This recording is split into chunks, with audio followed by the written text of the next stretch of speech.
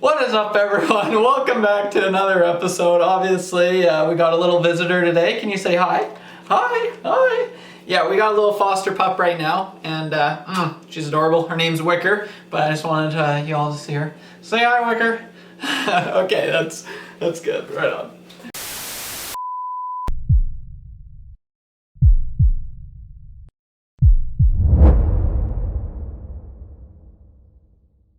Okay. Make sure the stash is good. 1, 2, 1, 2. What is up, everyone? Welcome back to another episode here on Above Average. We have a good one for you today. I'm super excited for this video. A lot of work has gone into it, so please feel free to hit that subscribe button and leave a like. It means it goes a long way. It really does. But anyway, yeah, let's hop right into this thing. You guys have seen the thumbnail, and yes, we're doing our first ever rankings video. I'm super excited for this. I love these kind of videos. You know, they're entertaining, they're educating, you learn a little thing or two. So this is something I've always wanted to do. And you know, with the World Juniors usually wrapping up around now, I figured what better video to do than top 5 Team Canada at the World Juniors of all time. So yeah, top 5 World Junior Team Canada teams. So yeah, it's going to be a good one for the teams in the list. Rather, we'll be looking at the tournament outcome. You know, where they placed. You know, players going on to the NHL. You know, if they had some success after the tournament. The success the players have had in the NHL and overall domination in the tournament itself. So, with that being said. Oh God, I'm embarrassing myself. Let's start things off at number 5. Number 5. To start things off, we have the team of 2008. Okay, so despite being last on this list, this team was a force to reckon with back in 2008. While no one jumped off the score sheet for Canada, this team was beyond stacked with 2 future first overall picks in Steven Stamkos and John Tavares. It's hard to believe this team didn't really produce that much offense. Carl Turris, he led the team in scoring with 8 points in 7 games, but he wasn't even close to being the best player on this team, at least not anymore. You had a young future Hall of Famer in Drew Doughty on this team, a future Norris Trophy winner in PK Subban, 2 future starting goalies in Jonathan Bernier and Steve Mason, and I haven't even mentioned Claude Giroux and the biggest rat the NHL has ever seen in Brad Marchand. That's my boy. How'd it be, Brad? How's the nose feeling? I'm just joking. Anyway, despite a lot of these players underperforming in the tournament, they were still able to capture gold. This team produced a lot of bona fide stars that all went on to have very respectful careers in the NHL. And a lot of these players are still really contributing to their respective teams today, you know, whether it's offensively, defensively, you know, they're still on their teams, and you know, a lot of them are still captains. Claude Giroux, you know, he's the captain of Philly right now. So yeah, a lot of these reasons that I listed above, that's why I have this team at number 5. Let's go to number 4 now. Number 4. At number 4, we have the only team to be featured on this list that did not finish with the gold. Any guesses? Nope. Okay. That being the team of 2021. Okay, so what an insane tournament this was. Obviously, with COVID, this tournament would have been very different, but due to COVID, the NHL hadn't began its season yet, so a lot of these players were eligible to play, or a lot of the players that were eligible to play in this tournament did in fact play. And this team was stacked, stacked. Out of the 22 skaters on this roster, 20 of them were first round picks, which is that's kind of unheard of. You know, that's insane. Let's put this in perspective. The next closest was back in 2011 with 15 first round picks. So kind of close, but not really. You know, you got the likes of Dylan Cousins, Quinton Byfield, Cole Perfetti, Jack Quinn, Jacob Pelletier, Alex Newhook, and the Messiah, Devin Levi.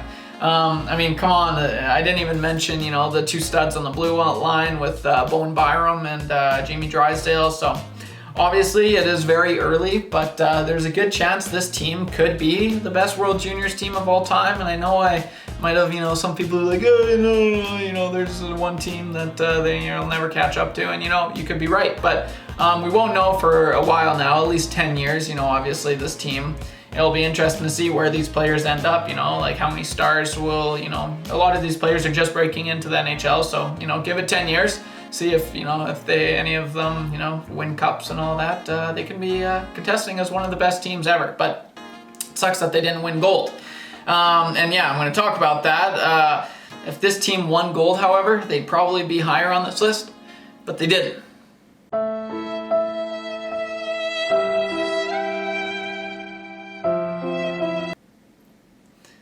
Anyway, number three.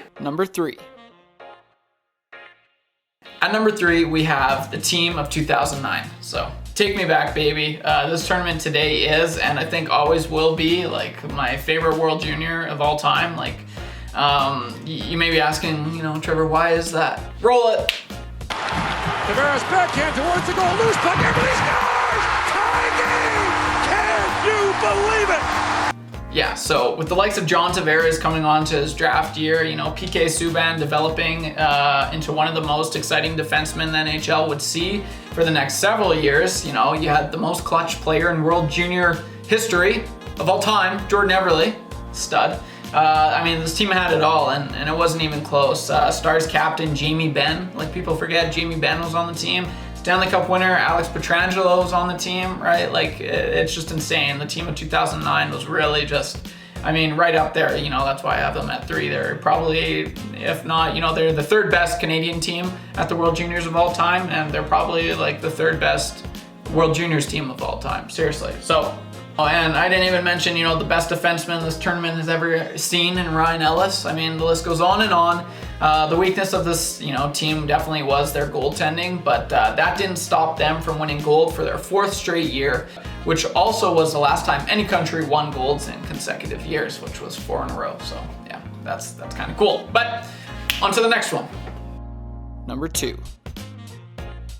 At number 2, we have 2015's team. So now I'd be lying if I said this team had the stars like some of the other teams did, because the truth is they didn't. But this team was easily one of the most exciting Team Canadas I've ever seen, honestly. Like, although the only true superstars that this team produced was Braden Point and Shea Theodore and Connor McJesus, this team produced a lot of really good role guys that would all go on to have very good careers for their respective teams. The Max Domi, Sam Reinhart, and Anthony DeClaire line was easily the best line in the tournament and could honestly go down as one of the best lines in World Junior history. They were that good. It was insane. Like, they gelled so well, and it was so fun to watch.